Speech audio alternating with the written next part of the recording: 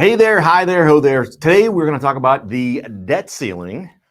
Been hearing a lot about that, and evidently we're going to run up against that again. They're saying sometime July, August, maybe even September of this year. But I want to tell you about the debt ceiling. Kind of what is it? How did it come about? Is it a problem? Let me give you some context behind it, a little bit of history behind it. Not boring history, with some statistics to put it in perspective for you, to give you an idea of what sort of challenge this is and what sort of a problem it is. And then, of course, I'm going to tell you what I think needs to be done to do away with the problem. So, first of all, what is it? The debt ceiling is how much the U.S. government is allowed, Congress is allowed to authorize to borrow to pay for what they call existing obligations. So things that have already been budgeted for, said we're going to pay for, that kind of thing. Think of it like what we've already put on the credit card. We've already said we're going to spend it. We've already spent it, kind of thing. Now, and it was enacted, by the way, where did it come from? Why do we even start this? So of developed countries, I should mention, only Denmark has a debt ceiling. So no other countries have it. I don't think it's a good idea, but nonetheless, that's the truth. It was enacted in 1917, actually. And the reason it was enacted was in order to support World War I. So the government said, hey, we need to do this war. Holy crap, it's going to cost a lot of money. We want to make sure we don't get in over our heels on this one, over our skis. So the original debt ceiling in 1917 to support World War I was set at $65 billion. $65 billion. So keep that in mind. And as I mentioned, it's to pay for existing obligations. Now, here's the challenge. They call it existing obligations. So, oh my gosh, it's not that big a deal. It is, because our current obligations are becoming existing obligations, meaning we keep passing unbalanced budgets. So the current becomes existing, right? Or I guess I'm not more than that semantically correct, but I think you know what I mean. What we're promising to spend in the budget, which becomes an existing obligation, we're kicking the can down the road because we're making it worse and worse. We're exacerbating the problem every single year because we keep having unbalanced budget. Now, you might say, gosh, I remember there was a Balanced Budget Act. There was. It was passed in 1997, actually. But it got amended very quickly. Within a couple of years, it got amended and basically got booted out. A little perspective on that, just so you know, just so you understand how dire the situation is, how bad this is. The U.S. government budget has been balanced 5 times in the last 50 years. 5 times in 50 years. Now, how bad is it? How unbalanced is it? Well, let me tell you. In the last year that we've measured this, first of all, we haven't had a surplus in the budget since 2001. So 21, 22 years, because we're working off last year's data. But in 2021, here's how bad it was. The U.S. government had $4 trillion, $4.0 trillion in revenue. And wait for this one, how much in expenses?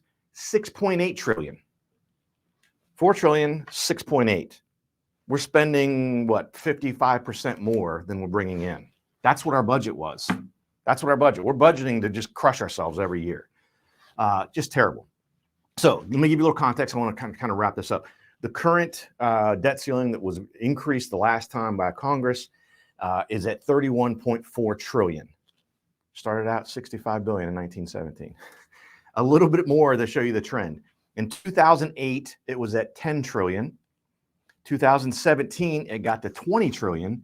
And now in 2022-23, we're at $31 trillion. So what would happen, you might be asking, oh, well, so what's the big deal? What happens? So if the U.S. defaults, so if we let this just expire, we blow through the 31.4 trillion, we don't do anything about it, what does that mean? What that means is a lot of really catastrophic things. First of all, U.S. economy is going to, I don't want to say collapse, it's probably too strong of a word, but it's really going to not do well. And it's actually, because the U.S. economy is such a big part of the global economy, it's going to have a domino effect globally. So you might be asking, so what should we do? You might be saying to yourself, well, let's just print more money. Can we just do that? And I don't mean that in a flippant way, but I think a lot of people think that, well, geez, we can just print more money. You can't do that. When you print money, you create massive inflationary pressures. That's part of the reason why we've seen inflation increase so significantly in the last 12 to 16 months here in the United States and globally, because we were printing money during the pandemic trying to help people out. But that's the dangers of it. So imagine if we just decided to print $31.4 trillion to make this problem go away. It doesn't work like that. So what do we need to do? I'm going to tell you what we need to do, and then I'm going to tell you how successful I think we can be with that. Honesty here, always honesty. We need to require the US government to pass a balanced budget with monitoring each quarter. So you could just pass a BS budget and say, yeah, well, we're going to be balanced. Yeah, sure, right. Knowing that you're not. So what I mean by monitoring each quarter, in order to limit those future obligations, is, if we go through the first quarter and make the number up, we're 100 billion behind on our budget.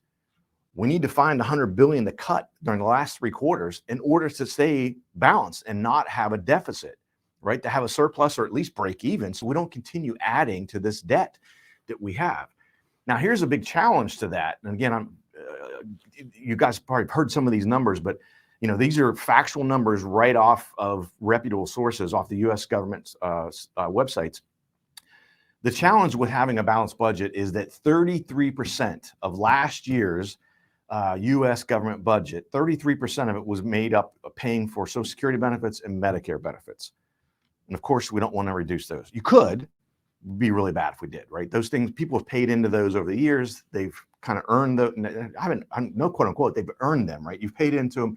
They should be paid out. That should be like a last ditch effort of what we would do in a really catastrophic situation. So that's what creates the challenge. And you might say, well, geez, how did it become that much of a problem? They probably mismanaged funds, blah, blah, blah. There could have been some of that. I don't know, right?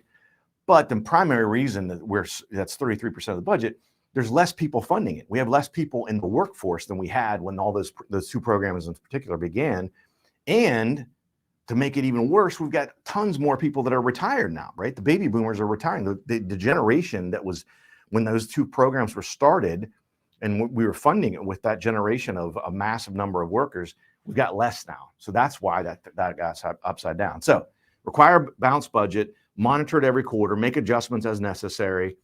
So that limits our future obligations. So we don't continue kicking the can down the road. I should mention, so our interest alone on the debt last year in 2022, just the interest, just to pay the interest, right? We're not paying down any of the balance, is $475 billion. So we got to make a $475 billion payment just so it doesn't go up. That's if we all have a balanced budget and we don't have a deficit. We still have to make almost a $500 billion payment just to make sure it doesn't go up anymore. Now, are we going to get to a balanced budget and monitor it every quarter and make adjustments as necessary? I think the chances that's going to happen in probably my lifetime or anytime soon, almost negative. I mean, next to nil are the chances I think that's going to happen, unfortunately. We have so much divisiveness between the political parties, just in general. No one wants to be moderate. No one wants to reach across the aisle and work things out. As you see, every time this debt ceiling issue comes up in Congress. So I would love to hear your thoughts, but I wanted to give you a little bit of context on exactly what the debt ceiling is, why it was created, how it moves, how it changes, some context on how much it's grown, and all that good stuff. So would love to hear your thoughts on it and comments. And I look forward to hearing from you. And we'll have another video soon. Next one, we're going to talk about another topic that's a little bit controversial. Just saying.